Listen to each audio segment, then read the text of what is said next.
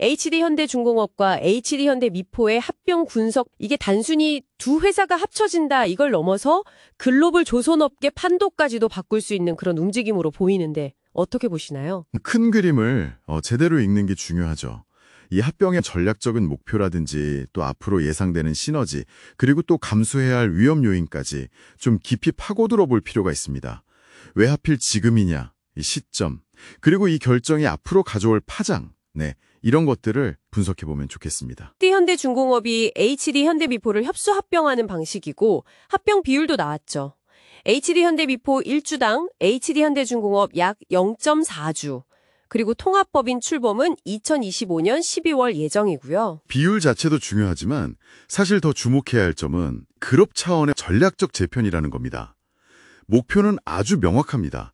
초격차 확보. 그러니까 단순히 양적으로 덩치를 키우겠다 이걸 넘어서요. 기술, 또 효율성 면에서 경쟁사들이 정말 따라오기 힘든 그런 격차를 만들겠다는 거죠. 이건 뭐랄까 방어막이면서 동시에 공격 전략이라고 볼 수 있습니다. 이미 중국이나 일본 경쟁사들이 M&A로 몸집을 키우고 있잖아요. 거기에 대한 대응 성격도 분분히 있고요. 그럼 이 두 회사가 합쳐졌을 때 구체적으로 어떤 시너지를 기대할 수 있을까요? 두 회사의 강점들이 딱 맞아떨어지는 부분이 있나요? 바로 그 상호 보완성, 이게 핵심이거든요. HD현대중공업은 아시다시피 LNG 선박은 아주 크고 비싼 배, 이런 고부가가치 선박에 강점이 있고요. HD현대미포는 중형 선박, 그리고 특수선 분야에서는 상당한 강자죠. 그러니까 이 둘을 합치면 단순히 점유율만 높아지는 게 아닙니다. 2023년 기준으로 합산하면 24.3%인데 잠재적으로는 40% 이상도 가능하다 이런 분석도 있거든요. 이 높아진 점유율은 결국 시장에서의 협상력, 가격 결정력 강화로 이어질 수 있다는 점에서 중요하고요. 조선산업 전반의 공급망에도 영향을 미칠 수 있는 수준이죠. 기술 개발 효율화 측면도 혹시 그건 HD현대미포를 신기술의 시험장처럼 그러니까 테스트베드로 활용하려는 그런 계획일까요? 예를 들자면 액화수소 운반선이라든지 전기 추진 자율운항 시스템 같은 아주 첨단 기술들 있잖아요. 이런 걸 건조기간이 상대적으로 짧고 리스크 관리가 좀 더 쉬운 중형선에 먼저 적용해보는 거죠. 거기서 기술이 안정화되면 더 크고 복잡한 대형선으로 확장하는 방식. 그러니까 개발에 따르는 위험이나 비용은 줄이면서도 기술 리더십은 놓치지 않겠다. 이런 계산이 깔려있다고 봐야겠죠. 이번 합병에서 특히 좀 눈에 띄는 부분이 방산 그리고 특수선 사업 강화 목표인 것 같습니다.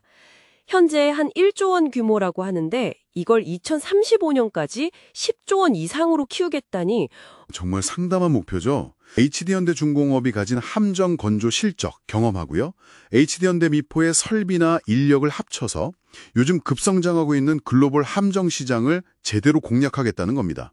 이 시장이 앞으로 한 10년간 보면 약 470조 원 규모로 추산되거든요. 여기서 또 흥미로운 지점이 미국의 마스가 프로젝트와의 연계 가능성입니다. 미국 조선업 재건 프로젝트로 알고 있는데 이게 어떻게 연결이 되는 거죠? 지정학적인 맥락 같은 게 있을까요? 이 프로젝트는 단순한 어떤 산업 정책이 아니에요. 중국의 해양력 팽창을 견제하려는 미국의 국가 안보 전략과 아주 깊이 관련되어 있습니다. 그래서 HD현대는 여기에 참여함으로써 미국 함정시장 진출이라는 실리적인 측면뿐만 아니라 미국의 핵심 전략 파트너로서의 위상까지 확보하려는 그런 포석을 두고 있는 걸로 보입니다. 실제로 이미 미 해군 함정의 유지 보수 정비, MRO라고 하죠.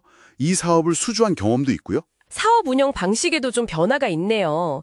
싱가포르의 투자법인을 새로 만들어서 동남아 사업을 총괄하고 미국 투자는 지주사인 HD 한국조선해양이 직접 맡는 구조로 바꾼다고요.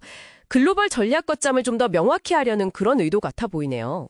운영 효율화 측면에서 주목할 부분이죠. 다행인 점은 재무 상태가 양호하다는 겁니다. 두 회사 모두 합병 발표 전에 실적이 좀 개선됐어요. HD현대중공업 같은 경우는 2024년에 한 7천억 원 넘는 영업이익이 예상되고 있고요.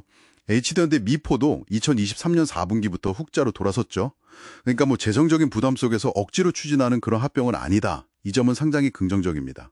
시장 반응도 나쁘지 않았던 것 같아요. 합병 발표 후에 현대미포 주가가 더 크게 오르면서 합병 비율이 유리하다 이런 평가도 있었고요.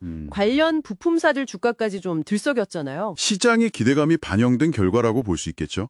하지만 넘어야 할 과제들도 분명히 있습니다. 합병 발표 직전에 주가가 좀 급등했는데 여기에 대한 정보 유출 의혹이 제기됐거든요. 이건 시장 공정성 문제와 직결될 수 있어서 좀 명확한 해명이 필요해 보입니다. 노조와의 관계 설정 문제, 서로 다른 기업 문화를 가진 두 조직의 화학적 결합, 이것도 사실 쉽지 않은 과제죠. 그리고 또 하나, 주주들의 주식 매수 청구권 행사 규모가 1.5조 원을 넘으면 계약 자체가 무산될 수도 있다는 조건이 붙어 있어요.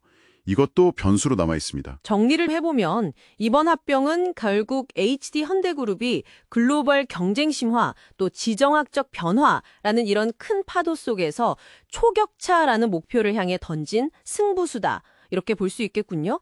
기술 시너지, 방산 강화, 또 미국 시장 공략, 운영 효율화 이런 것들이 핵심 키워드고요. 성공적으로 마무리된다면 단순히 국내 1위 조선사를 넘어서 세계 조선업계의 지형 자체를 바꿀 만한 그런 잠재력을 가진 움직임이라고 생각합니다.